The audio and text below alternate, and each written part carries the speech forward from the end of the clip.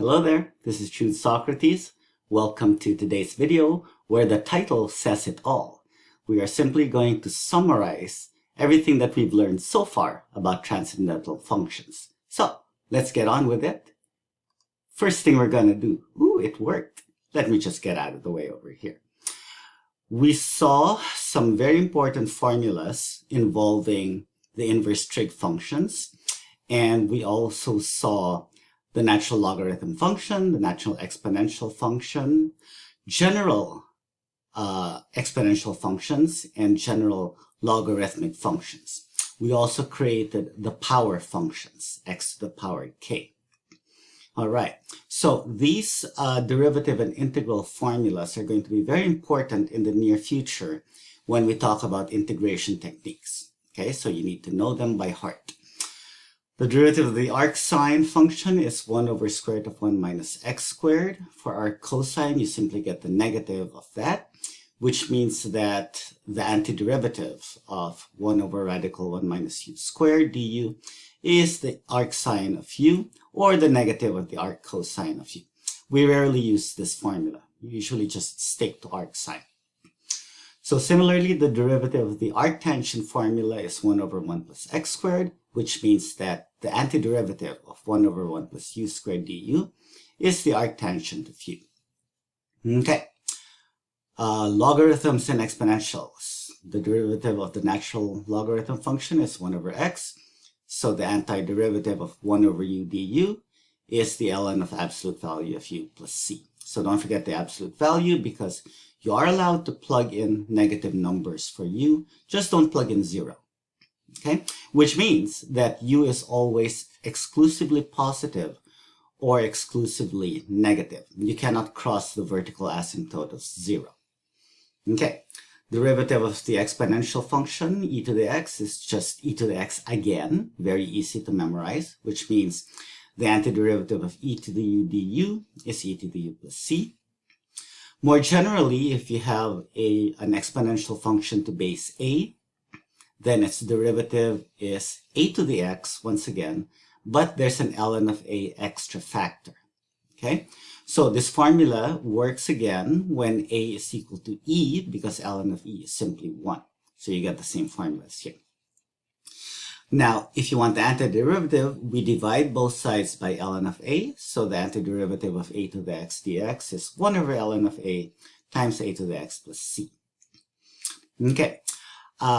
From this, we got the general logarithm functions, which is the inverse of a to the x. And its derivative is similar to 1 over x, but this time the extra factor of ln of a is in the denominator. Okay, so I mentioned that might confuse you because, here it's 1 over ln of a in the integral, okay, but it's a different function. It's a to the x, not log base a of x. Okay.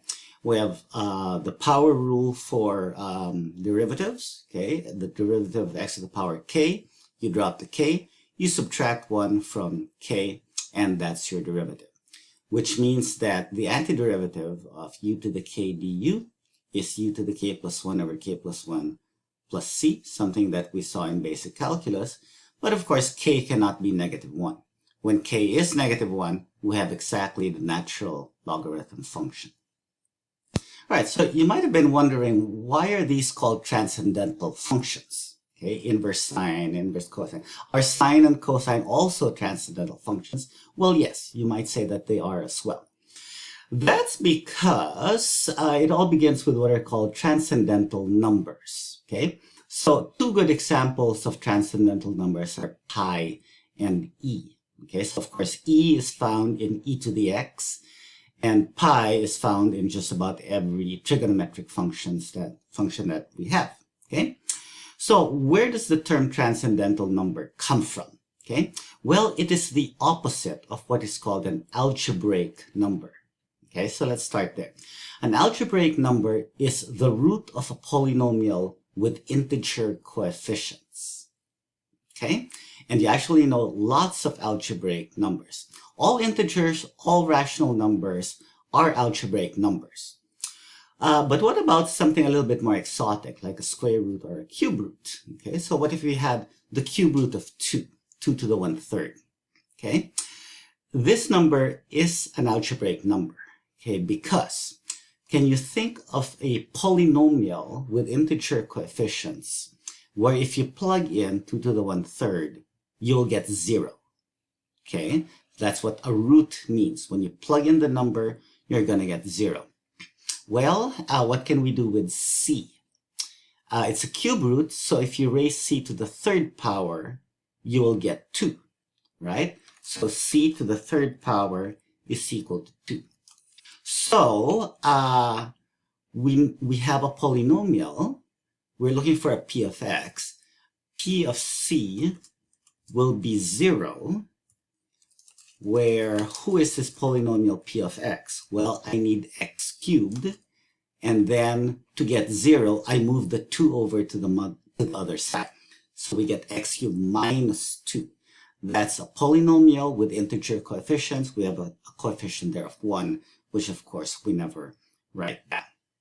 Okay, so actually cube root of 3 in this case is what's called an algebraic integer, not just an algebraic number. Okay, a transcendental number is the opposite, the exact opposite of an algebraic number. No matter what polynomial you plug in a transcendental number, as long as that polynomial has integer coefficients, okay, it doesn't even have to be 1, it can be 7 or something like that, you will never, ever, ever get an answer of 0. Okay, p of pi is never 0, where p of x is a polynomial with integer coefficients. You can spend the rest of your life plugging in pi into a polynomial with integer coefficients. You will never ever get 0.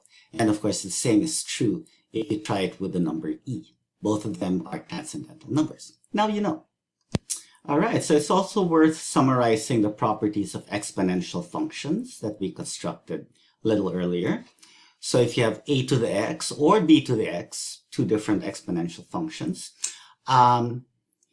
what's going to happen?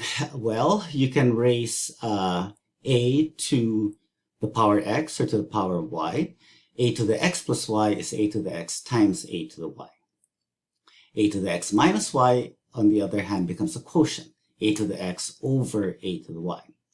You can have a composition with itself, essentially, something like that. A to the x raised to the power y is the same as a to the x times y. You multiply the exponents together.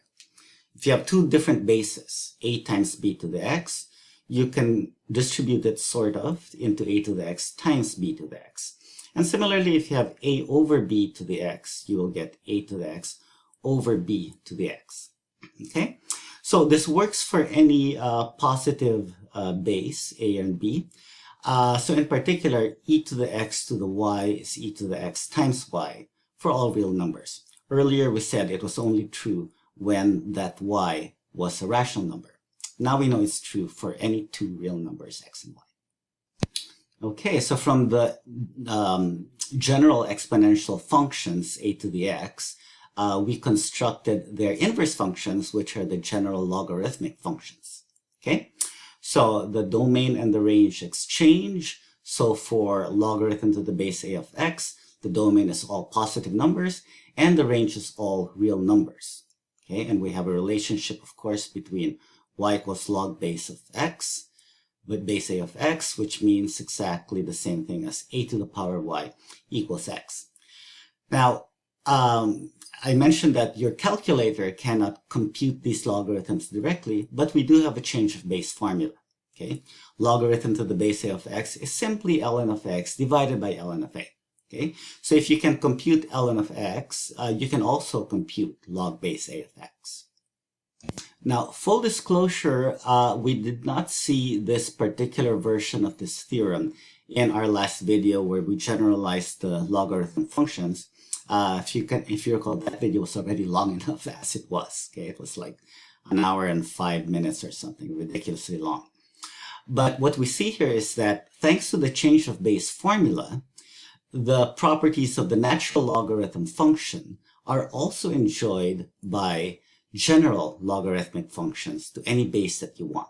Okay, so we have been using a and b for the arguments of our logarithm functions. So they will be positive numbers in this statement. K will be a real number, any real number, and C is our base, a positive number. Okay, so log base C of A times B is the same as log base C of A plus the log base C of B. Log base C of A divided by B is the log base C of A minus, this time, log base C of B. And log base C of A to the power K, you drop the power, K times log base C of A. Okay, so this is true even if K is irrational. K can be any real number this time. Okay, so these are the product, quotient, and product rule for logarithms. And in particular, if you make A equal to 1, we get the reciprocal rule. Okay, so we get log base C of 1 over B would be log base C of 1 minus log base C of B. But we know that the logarithm of 1 to any base is 0 because ln of 1 is 0. Okay, so we have logarithm to the base C of B. Okay, I want to emphasize that there is no magic property for log base C of A plus B or A minus B. Okay, that's one of the worst mistakes that you can make. Oh, I'm just going to make this log base C of A plus log base C of B. Wrong. That sum turns into a product, not a sum. Okay, this does not turn into a product either. Don't even go there. Okay, there is no property that we can use to simplify the logarithm of a sum. All right, so finally, we also constructed the general power functions, x to the power k, where k this time can be any real number. Okay, it can be rational. We did x to the power square root of 2. And these, of course, are formed using the natural logarithm and exponential functions. Okay, if you recall, x to the k can be defined as e to the ln of x times k. Right? So we have the usual properties of these functions, which we have learned since algebra. Okay, so don't even bother trying to memorize them. Okay, you know that they work for integers. Okay, that's all that you need to remember. Remember, if you have x cubed times x to the 5, you'll get x to the 8. Okay, so in general, x to the 8 times x to the b is x to the 8 plus b. X to the a divided by x to the b is x to the a minus b. And if you multiply two different exponential expressions, power expressions, x to the a times y to the a, you can group them together as x times y to the power a. And similarly for quotients. And you also have x to the a raised to the power b is the same as x to the a plus b. Okay, so there you go. That's our video for today. Shockingly short, but I hope you enjoyed it, and I hope that this helps you to remember all the wonderful properties and formulas that are related to transcendental functions. Okay, so until our next video, goodbye for now, and I hope you enjoy the rest of your day.